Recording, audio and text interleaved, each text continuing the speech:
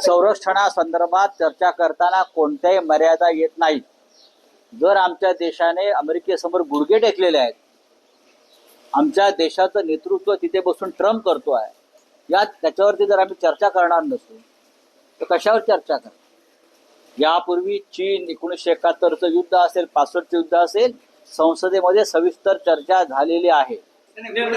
पवार पूर्णपणे वेगळ्या भूमिकेत दिसत आहेत. इंडिया आघाडी सोबत ते असून सुद्धा पूर्णपणे या परिस्थितीमध्ये सरकारला आपण पाठिंबा द्यावा, सरकारला ते अद्याप अंधारात आहेत.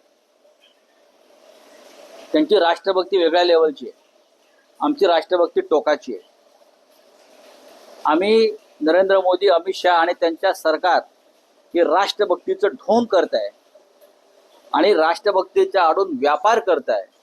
देश विकला जातोय अमेरिकेला आणि पाकिस्तानशी ज्या पद्धतीनं सौदेबाजी झाली अंडर द टेबल, त्याच्यावरती आम्ही बोलणार.